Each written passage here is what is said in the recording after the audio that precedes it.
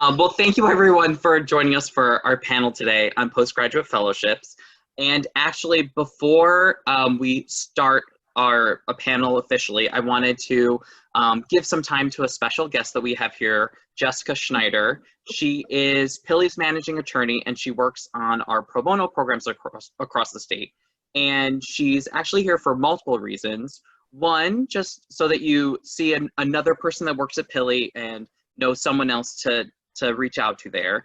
Not only that, but Jessica is a Pili alum. She was an intern at MALDEF in 2009.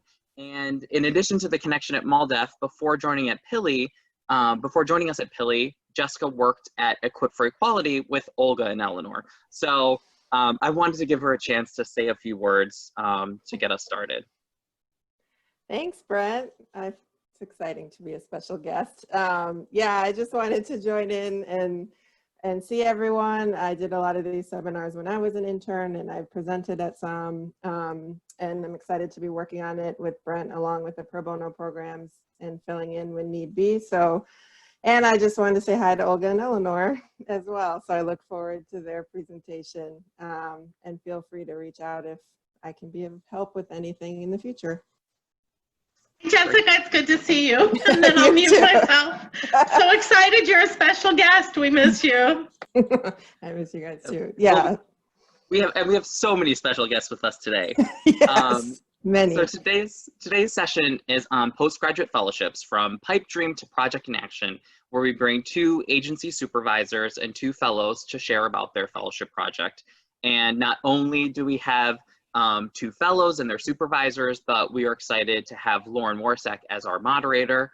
Lauren is the Assistant Director of Public Interest Law and Director of Pro Bono and Community Service Initiative at DePaul College of Law.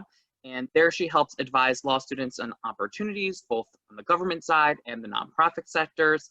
And in addition to that expertise, she previously served as a portfolio manager at Equal Justice Works. So she brings that special knowledge to the topic at hand. So please, Lauren, take it away. Thank you, Brent. So, like Brent said, I'm very excited to be here today because fellowships are very close to my heart, having worked at Equal Justice Works before coming to DePaul. Postgraduate fellowships are a fantastic way to launch your career as a public interest attorney, and many times they are often the only way that some nonprofit organizations will hire you. So if you are considering a career at a public interest civil legal aid organization, I would highly encourage you to consider public interest fellowships. The 2 biggest public interest fellowship programs are Equal Justice Works and Skadden, and we have representatives, fellows from both here today. And just as the programs are very similar, but the major difference among some other nuances are that the way that they're funded, Skadden is funded through a law foundation called the Skadden Foundation, and Equal Justice Works fellowships are funded by many different types of funders, law firms, corporations, individual funders, foundations. So the biggest difference is how to apply, which we'll talk about. I am going to introduce our fantastic panel. So starting with Susie, and also say about your and also why you decided to.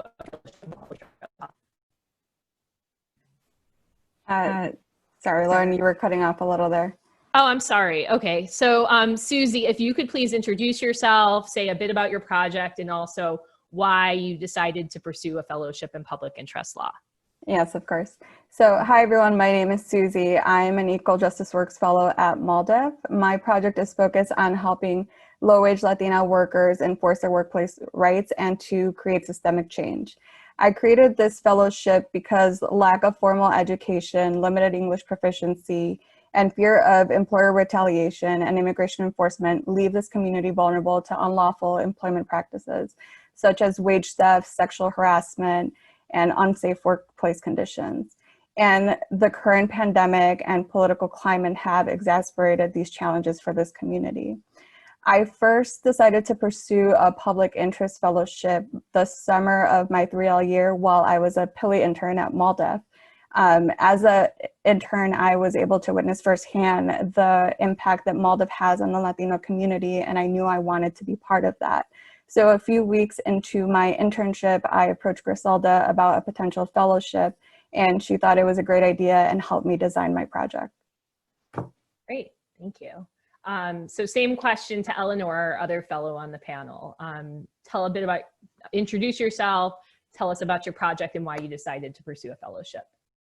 Yeah, hi everyone, I'm Eleanor Kittilstad, and as Lauren mentioned, I'm a Skadden Fellow at Equip for Equality.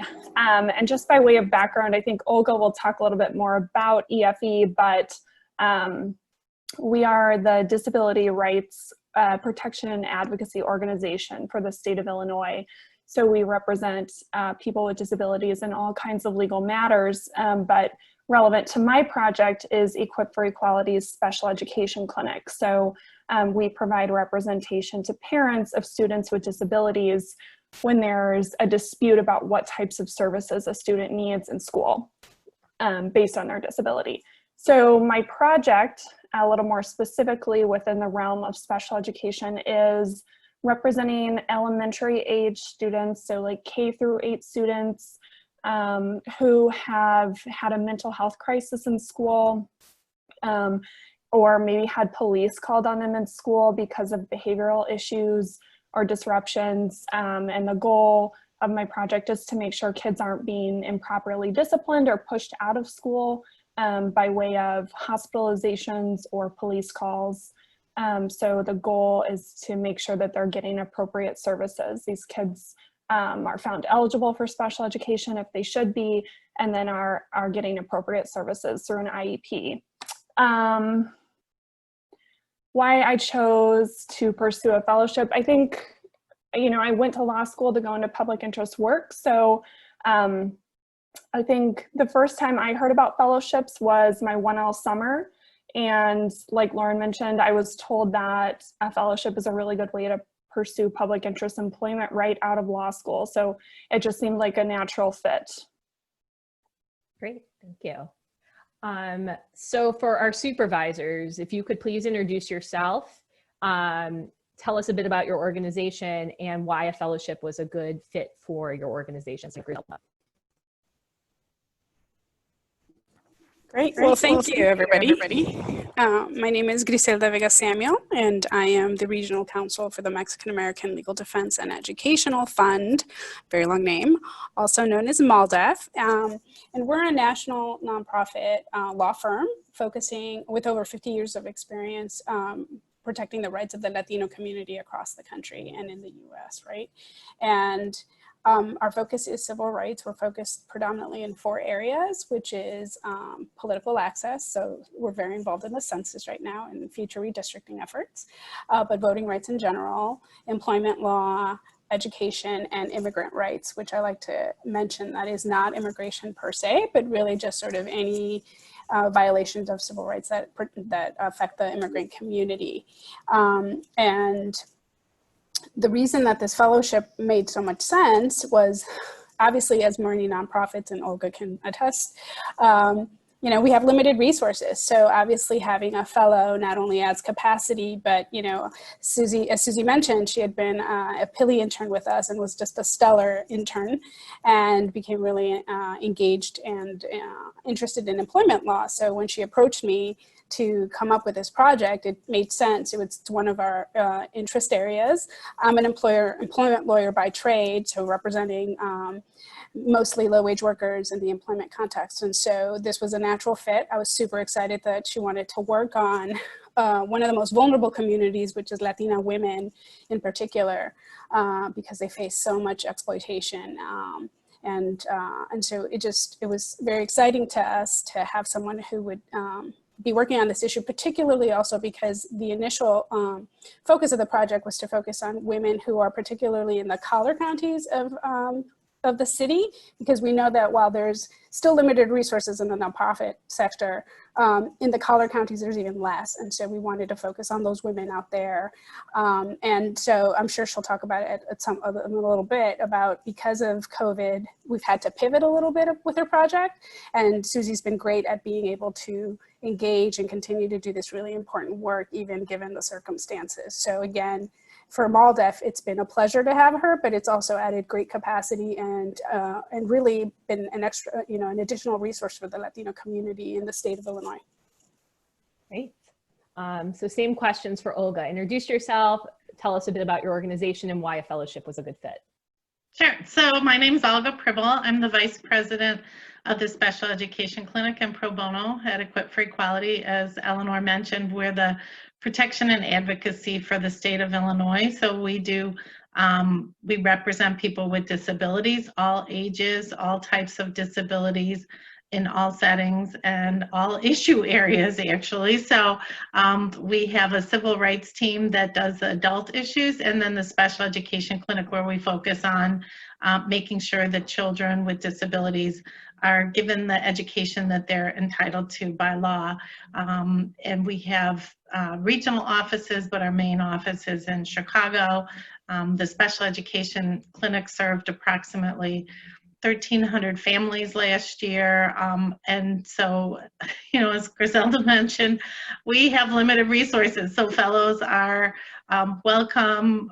We love them. And they're just a great way for recent grads to really create their own project and to do really important work and fulfill a need that's not being met by the organization. And so it's really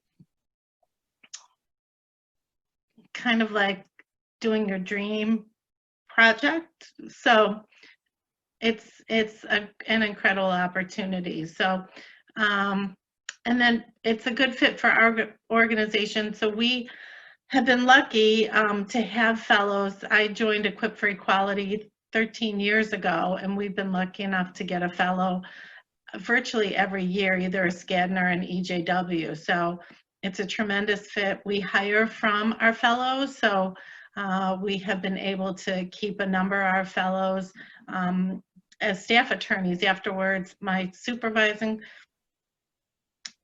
attorney is a former EJW fellow. So yeah, they're great. So look into them if you're interested in public interest. It's a great way to get into public interest world. Great. So I have a question for our fellows. If you could talk a bit about what the application timeline looks like. It's similar for both, but it would also be interesting, I think, to hear about what it looked like specifically for you, and whether you applied for both Equal Justice Works and Skadden or just one, and why. We could start with Eleanor. All right, so I applied for both Skadden and Equal Justice Works fellowships, which worked out well because the Skadden fellowship timeline is it's a little bit shorter. So, I think deciding which fellowship to apply for, or if you want to apply for both, is an important conversation to have with your host organization. You want to know if both options are going to be available to you, or if you would be a candidate for one versus the other, so you can take that into consideration when you're planning for your applications. But I would say, so sorry, Lauren, did you ask for timeline information and what else? Timeline information and whether you applied to both fellowships. To both, okay. So that's my answer. I applied to both. The timeline for Skadden, let's see, it was due in September, the application was, and then the month of October is a series of interviews and follow-up calls with the Skadden Foundation, and then they announce their fellows by mid-November, like I would say before you go on Thanksgiving break from law school. So it's a really short timeline. And so, you know, a lot of my friends that applied for both as well were able to continue on with their Equal Justice Works application even after that November announcement if they weren't selected as a Skadden Fellow. So it is an option to do both. So like Eleanor, I also applied for both, and just to note, they're both usually due in September. So I highly recommend starting your applications early, especially if you're going to apply for both, because the Equal Justice Works Fellowship application requires a lot more detail than the Skadden Fellowship application. So it takes time to answer all the questions and gather all of that information. As far as the timeline, I applied for the Equal Justice Works Fellowship in September. Sometime in December, I was informed that my application would go forward and it would be presented to various sponsors that were interested in the issue area that I had submitted. After that, I would receive various notifications from the Equal Justice Work letting me know that my application was still being considered. And you can receive an interview anywhere between December and I believe late April. Correct me if I'm wrong, Lauren. So some of the other Equal Justice Works fellows at my school had their interviews in December and were accepted as early as December. My interview didn't come until late April. So I would say if you're going to do the Equal Justice Works process, you just take that into consideration, that you may have to be patient and your interview may not come until later along in that process. But in April, I had an interview with a sponsor, and then a few weeks later, I was informed that I had been accepted. Great. Yeah, and just to elaborate on that, the reason that the Equal Justice Works selection process takes so long versus the Skadden one is that Skadden is all the fellows committee. So it's all at once, whereas Equal Justice Works, because there are multiple under every fellowship, the funders interview fellows, so it's very some fellows will have more than one interview, and that's common. So that's kind of why it's the way it is. So thank you for that. And so to both of you, as additional follow-up, do you have any tips for, since the project has to be developed in conjunction with a nonprofit organization that agrees to host you and be your employer. So I know you had worked at all that before as an intern. Do you have any tips about developing a relationship with your organization?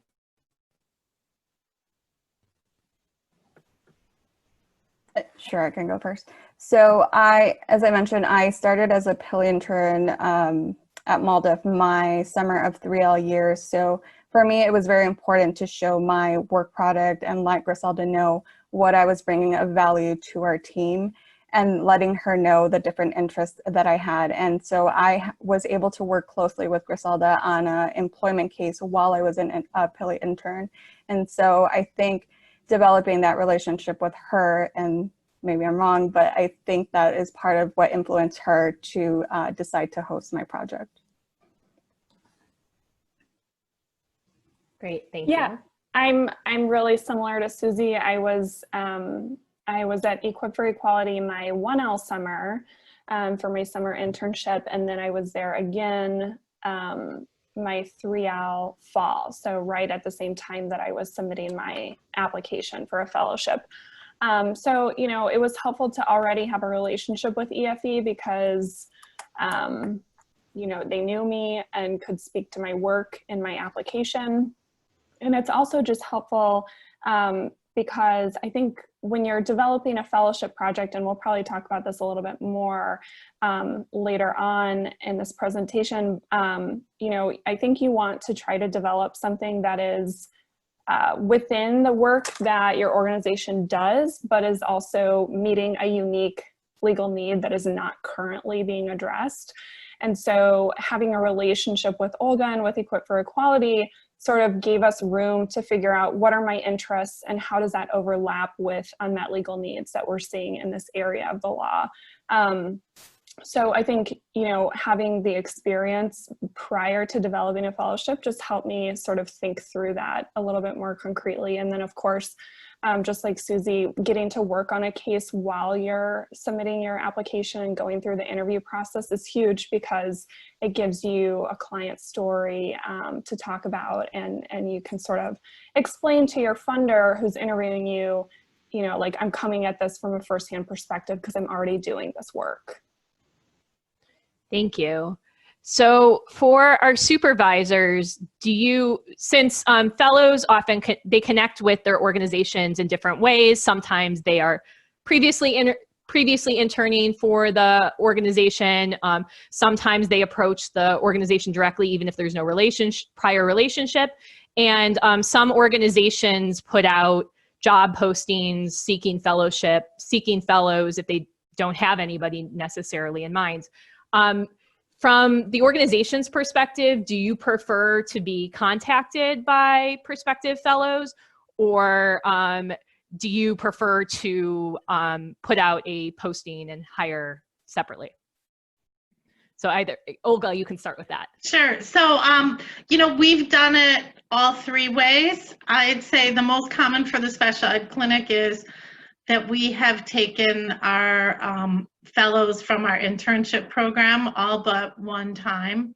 And that person contacted me directly. He had a lot of educational work, had an outstanding resume, and was like the perfect fit for Skadden, and got a Skadden Fellowship. So, but I think it really helps to have a connection with the agency when you want to be a fellow. It strengthens your application, as well as gives you a leg up to be selected, because these are really competitive fellowships, and so it's really important to have a good connection.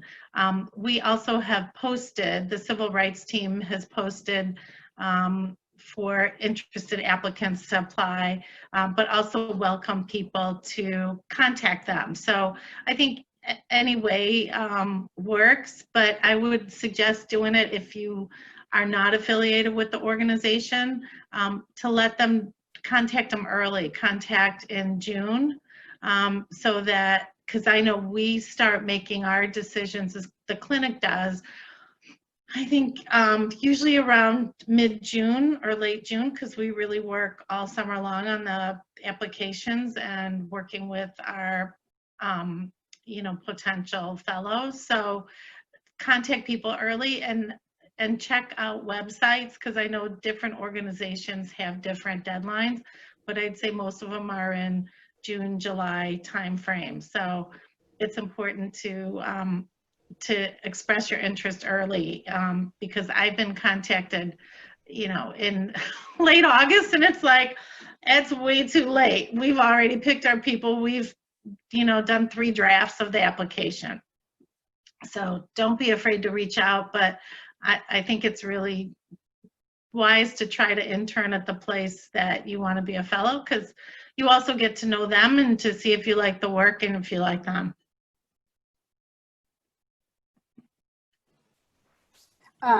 Yeah, I mean, I would agree with everything Olga just said. I mean, from MALDEF's perspective, so I've only been at the Chicago MALDEF office for the last 2 years. So Susie's sort of my first fellow, but the agency, we have 5 offices across the country, and we've gotten Skadden and Equal Justice and Freed into the various offices.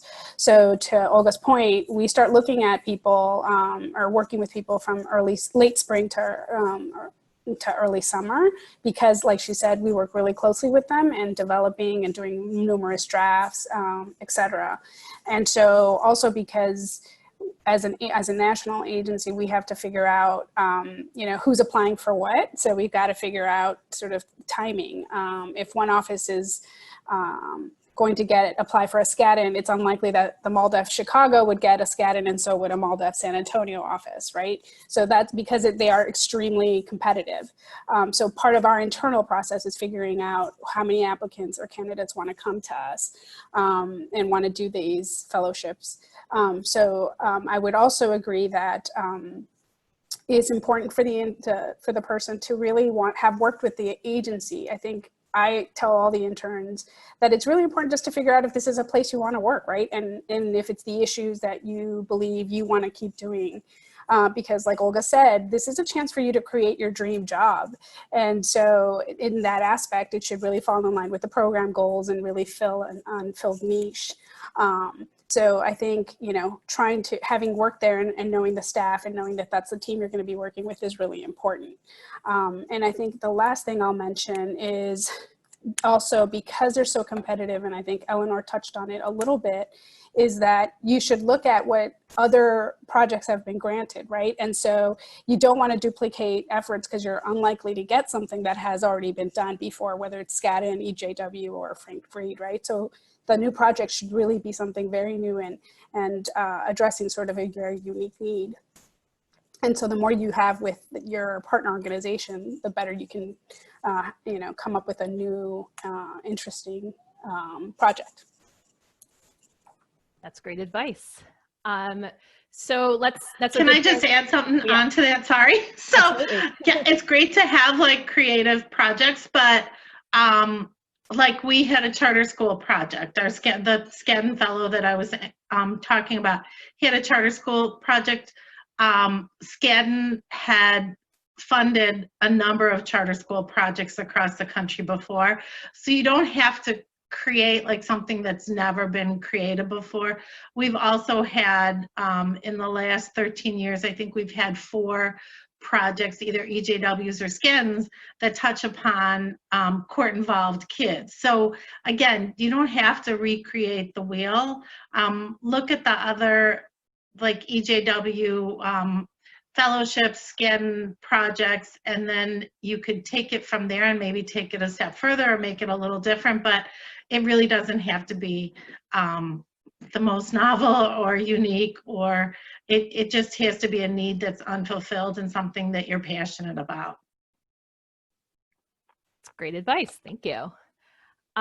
So I think that's a good transition into developing the project, which is, you know, as Susie mentioned, very involved and kind of daunting. So Eleanor and Susie, can you talk a bit about how you even went about starting to develop your project?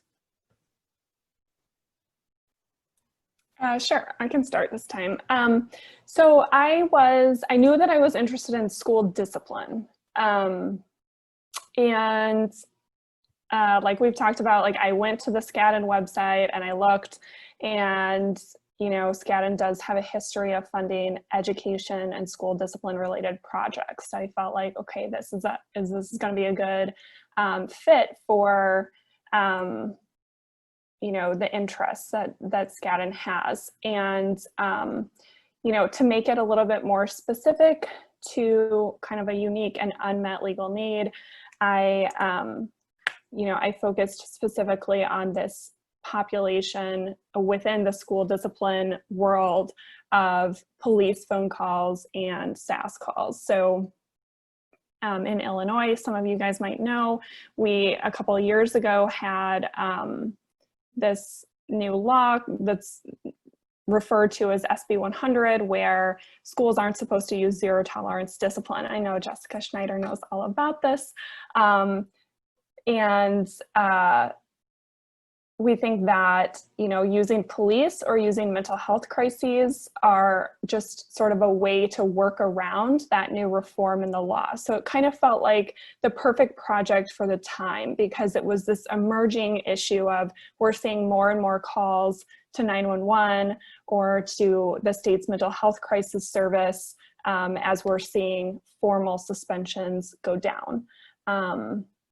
So that's kind of how I framed it to make it unique. So even though it's sort of within this broader issue that's not a new issue, it's school discipline, it's bringing a new lens to it. So that's kind of how I developed the project.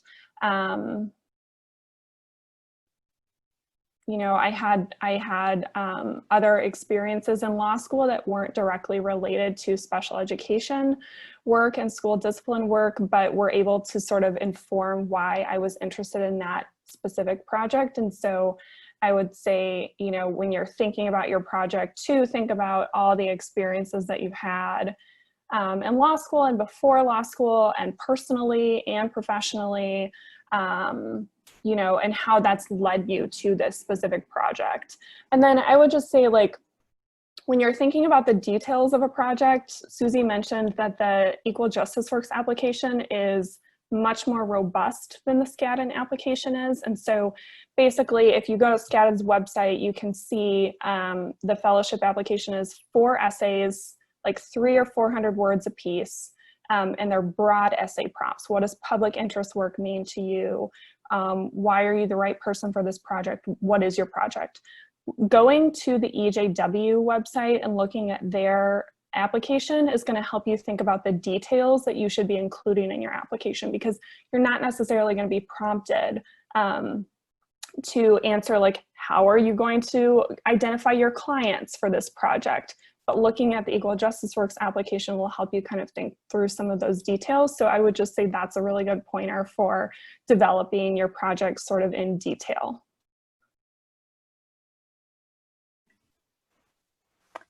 Yeah, and just to add a little to that, while the Skadden application is shorter, that doesn't mean that it's easier. One of the biggest challenges for me while doing the Skadden the Skadden application was that you had to give all of this information within 300 words. So I kept cutting and cutting and cutting, and it still was over 300 words. So don't think that just because it's shorter, it means that it's an easier application. As far as developing my project, I went into law school not knowing exactly the type of law that I wanted to practice.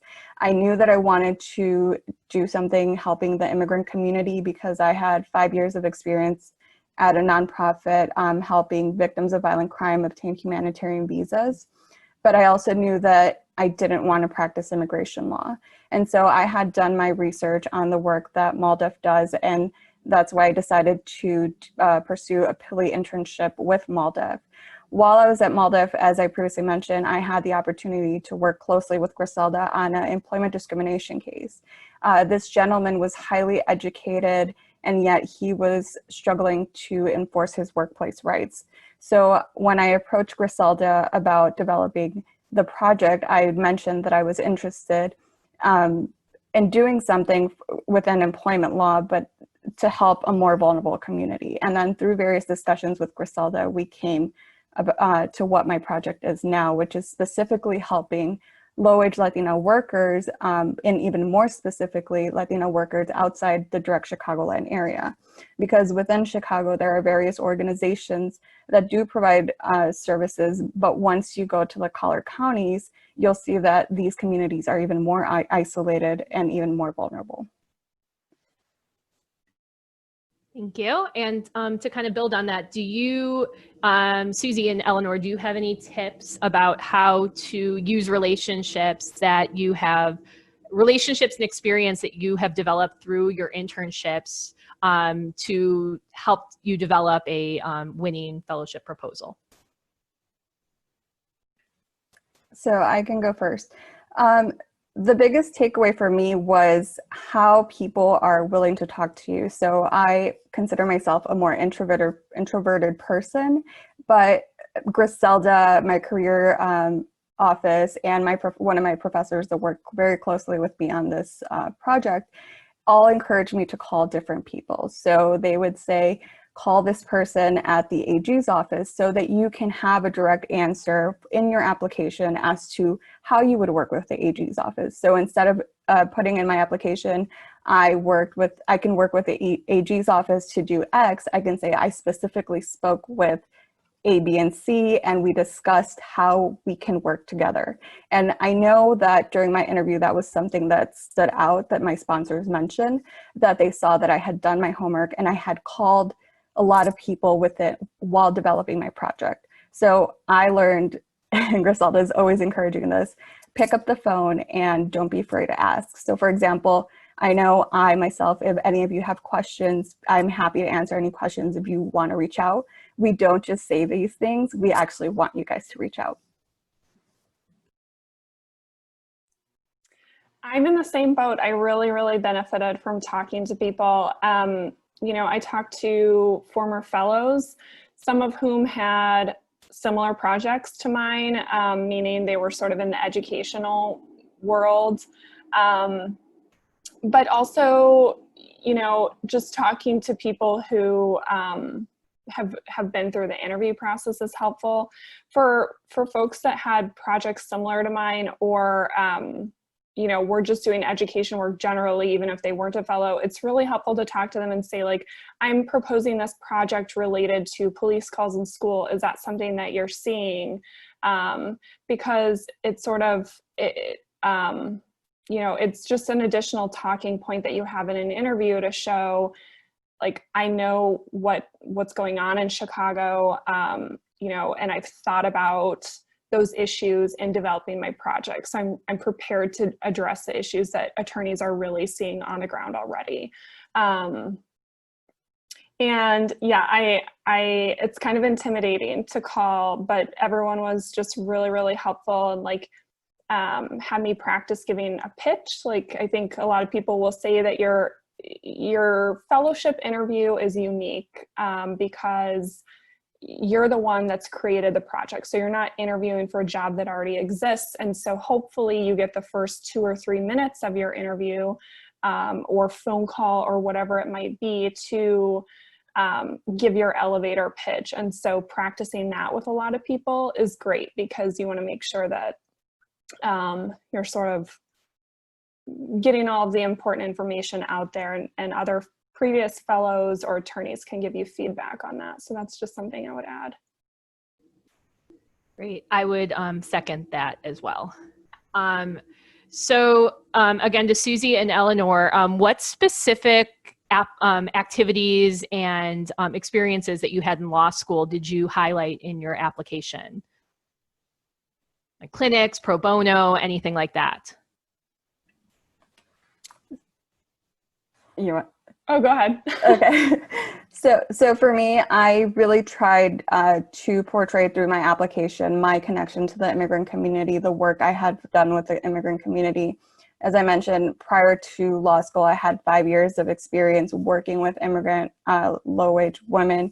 And also during law school, I continued to connect with those communities through MALDEF, volunteering at NIJC with victims of trafficking. So I really tried to highlight that, and also my own backstory as a daughter of immigrants and immigrant myself. So those are the things that I highlighted. Of course, I also mentioned judicial externships and other activities that I did in school, but I think I tried to more focus on my connection with the immigrant community, why this project was important to me, and why this project should come to fruition.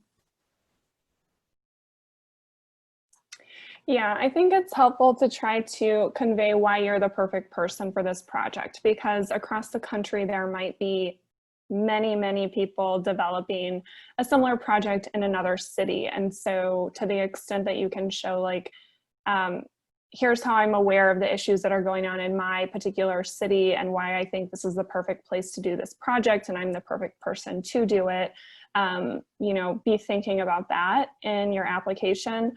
I think the best advice that I got from my career advisor in law school was, like, you don't have, every single experience that you have doesn't have to be related to your fellowship project. So, you know, before law school, I was doing work on prisoners' rights, which isn't directly related to education, but she said the important thing is to be able to sort of weave a story of how you got to where you are now. So how did those past experiences give you a skill set that you need for this project?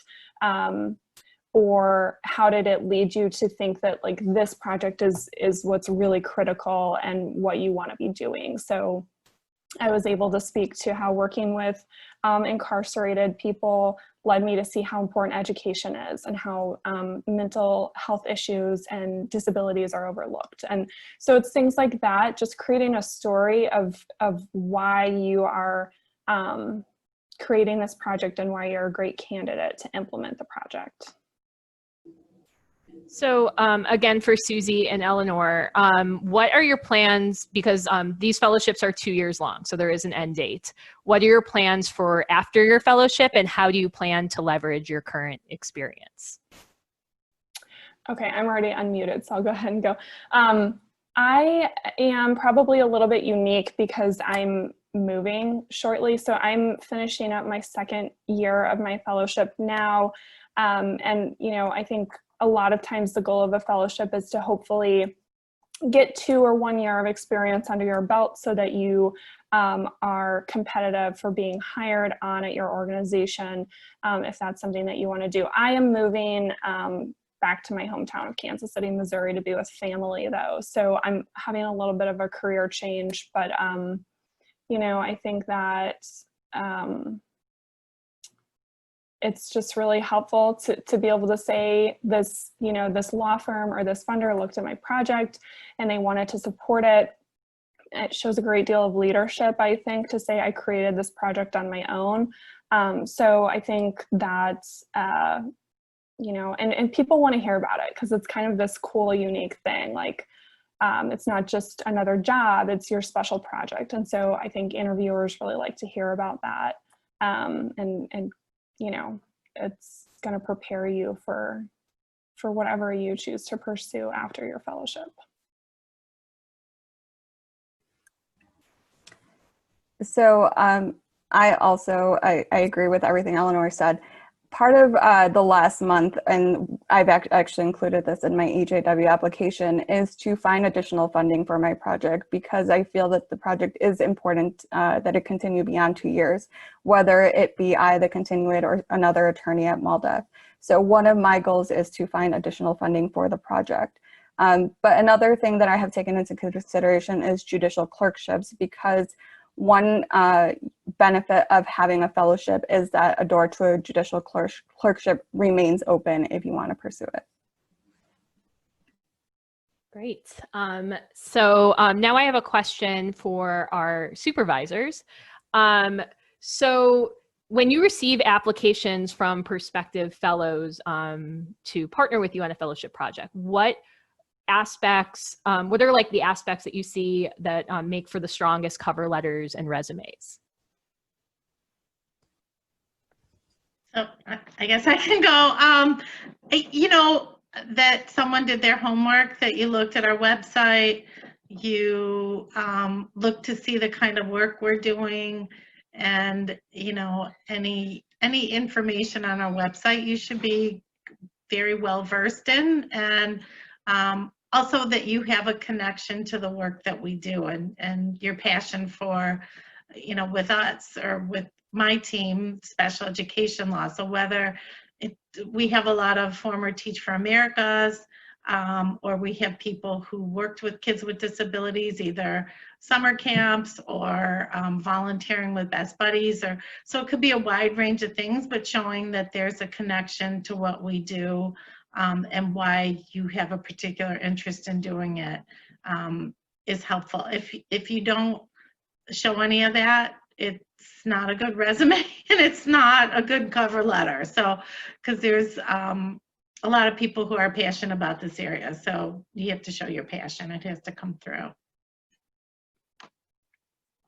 I mean, I would 100% agree with what Olga just mentioned. I mean, for me, writing is critical. I cannot see a typo or a grammar mistake because it's over. Like, you have to be, and to me that means that you're committed and you want this really bad, because as we've all discussed, right, these fellowships are super competitive. And so, you know, even just to get an internship, like to me, all of that matters.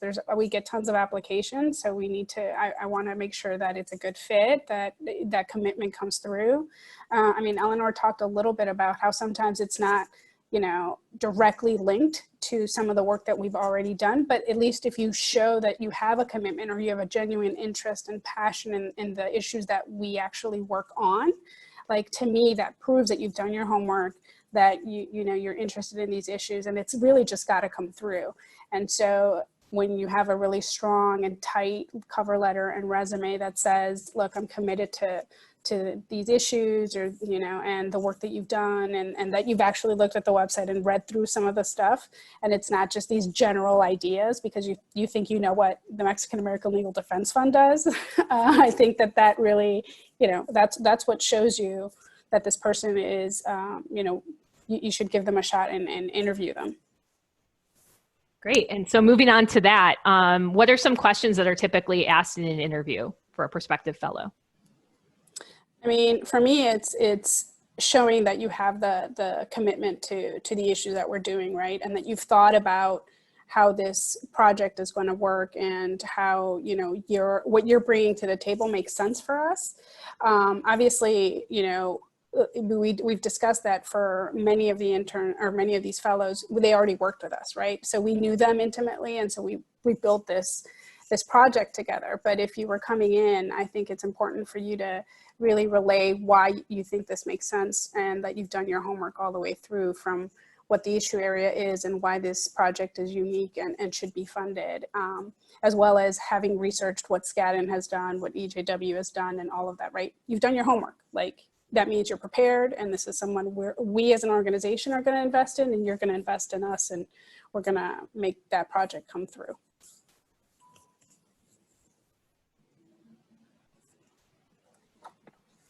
And I agree with, we're like, we agree with each other. Yeah. So, so we're all, you know, happy together today.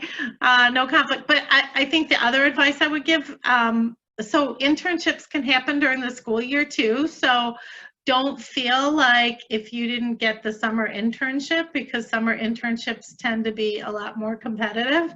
Volunteer during the school year. We have year-round internships, and you know, that's a way to get your foot in the door as well. And don't be afraid to intern your 1L year. So we've had a number of EJW fellows who have interned their first year with us and then continued on. So again, it's like the relationship building, and how Eleanor was saying, she was with us one summer and then one semester during her third year of law school. But we've had fellows who have literally been with us for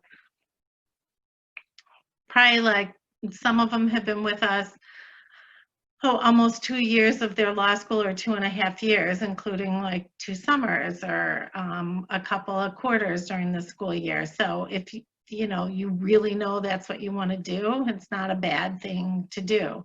I encourage people to check out other public interest organizations if they're not sure of like what area they're interested in or what issues, or to see what other people are like. But you know, I think the more the agency or organization knows you, the better your chances are.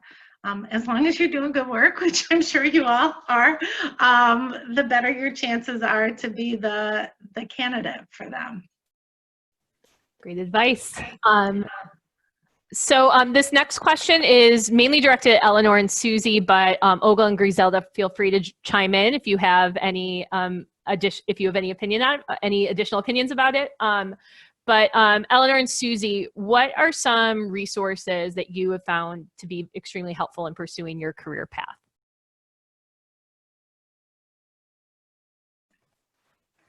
So I can start. So I really use my career services office and advisor. That's where I started. So after I spoke with Griselda, I went to back to my career advisor.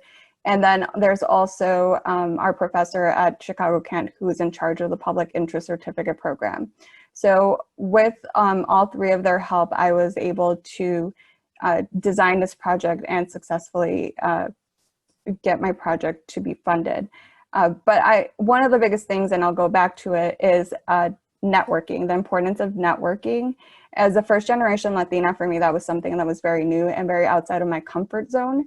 But like Eleanor mentioned earlier, I made various phone calls to different fellows that had similar projects to me, to past fellows from my school. I reached out to different people who were involved in this issue. And all of that, I believe, helped create my application into what it was. And it was very detailed, and I can give very specific answers in my interview to questions that I was asked. And I think I benefited from all of that. Also, I made various great connections. I still keep in touch with most of the individuals that helped me along with my project, and are connections that I will continue to cultivate. Yeah, I relied on my career advisor and professors at my law school you know, a lot for learning about organizations and opportunities. I think if it feels intimidating to reach out to organizations, don't forget that your classmates may have had internships at organizations around the city too, and you can ask them. So there, you know, you only have 2 summers and you only have so much time. If there are organizations that you're interested in that you didn't get an internship at, or you just couldn't make it work, don't forget to talk to your classmates. They can sort of talk to you about their experience and maybe even put you in touch if you're not sure who to reach out to at a particular organization. So yeah, I think another thing, just, you know, networking that's not quite as directly putting yourself out there, but that's helpful, is like maybe signing up for listservs for organizations whose work you're into. It's a good way to just kind of keep up with what's happening, you know, especially when your focus is classes and you're on law school campus for a lot of the day. That's just an easy way to sort of keep up with what organizations are doing, and makes networking a little bit easier too, I think. Okay, and then to piggyback on that, what is there any advice that you wish you would have received in law school that would have helped you along the way in developing your project, or just generally?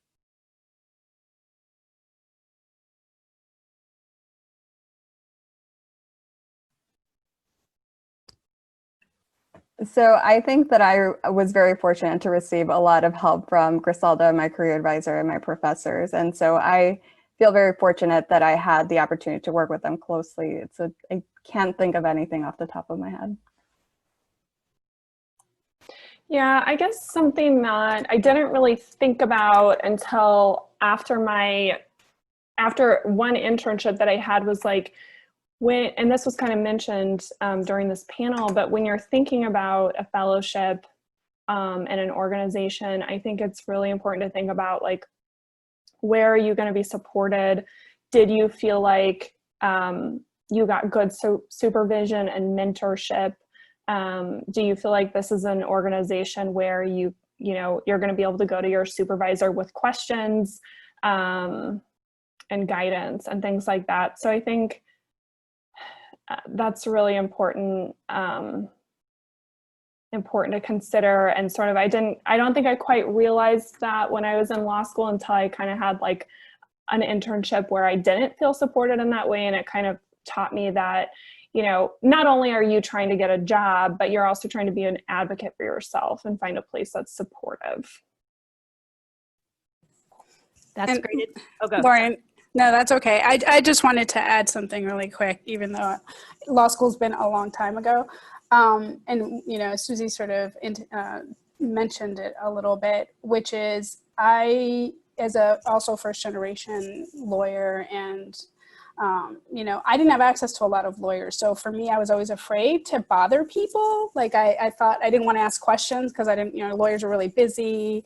And so I would give, the advice I would give is to not be afraid to ask questions. And that I think all of us are always really willing to take, even if it's only 15, 20, you know, 10 minutes, but most lawyers you'll encounter, they're willing to listen to your question and answer it. And so not to be afraid to ask questions, and to really do seek out mentors. Because again, I didn't really know any lawyers, and I had a ton of questions, but I didn't even know where to start. And so, you know, I think bar associations are a great place to connect to students and to have resources, because most of those lawyers are probably engaged because they want to they want to help, and they want to, you know, bring up other people. So, and the same is true of all the different internships. Like, I think Eleanor's advice about, even if you as an individual can't get to all the legal aids that, you know, are out there, it's always great to connect with your colleagues who have been at Legal Aid Chicago or NAACP, because then you can at least connect and see what their experience is like. So just ask questions and not be afraid. That's also great advice. Thank you. And I think just one piece of advice from me, sometimes people think public interest jobs are like easier to get than the big law firm jobs. They're not, they're harder. So be really thoughtful about like volunteer internship opportunities, doing clinics in your law school, anything you can do to show your passion for the work is really important, because public interest jobs are very competitive too. So. Absolutely. So those are all of our questions. I guess I will turn it back to Brent. Do we have time to get questions from the group? Yeah, I think we have a couple more minutes. So if anyone has questions, I think we probably have time for one or maybe two. So the fast chatter gets to ask their question. I have a question for the fellows. Was there a moment in your either application process, development of your project, that you maybe like hit a stumbling block or did something that you later regretted or sort of worked against you? And I was just curious how you dealt with that, what that was, and how you sort of told your story in your application. Great. Eleanor or Susie? So yeah, there were a couple points that came up where I just wasn't sure, because again, you're developing this whole new project. So once I was at oh, we forgot to say this. If you develop a Skadden Fellowship, it's good practice to call the person who sort of directs the program. Her name is Kathleen Rubenstein, and her cell phone number is right on the website. She's very accessible, so I had a phone call with Skadden, and they asked me, why does a lawyer need to do your project and why not a social worker? And I was not prepared for that question, and I sort of stumbled and talked to Equip for Equality about it, and I was so nervous, but I had to call Skadden back and sort of say, hey, I've talked with my organization, and here's how the legal processes work in special education, because it's a little bit different than, some other projects where you can go straight into federal court. That's not an option in special education. So I had to call back, and I was so nervous, but I just kind of went to my career advisor and got a pep talk and then did that. So, I think just if you do hit those stumbles, don't be afraid to say, let me follow up with you. I'm not sure, because you are developing a project and you can't be expected to know everything right off the bat. You want to be well prepared, but if there's something you don't know, just let me get back to you with that information. So. Susie, was there any stumbling blocks in your? I'm sure there was. It was a long time ago, but maybe not necessarily a stumble, but something that I didn't discuss is that there was a lot of back and forth when I first started designing my project. It wasn't like we designed this perfect project from the beginning. There was a lot of conversations between Griselda and I, our national team. So there was definitely a lot of, this won't work. Why don't you try this? Have you considered this? Go research this. And so it took a lot of time to actually come up with the final product. It doesn't just pop up into your head in a pretty bow nicely. It takes a lot of back and forth. Great. Okay, well, with that, we are close to time. So thank you to Lauren for moderating, and Griselda, Susie, Olga, and Eleanor for sharing your experience and advice. Everyone remember to fill out the evaluation. I put the link in the chat. And then next week's session, we are back at noon on Wednesday for a session on understanding Illinois' child protective system. So thank you for joining us today, and hope that we will see you again next week. So thank you, everyone.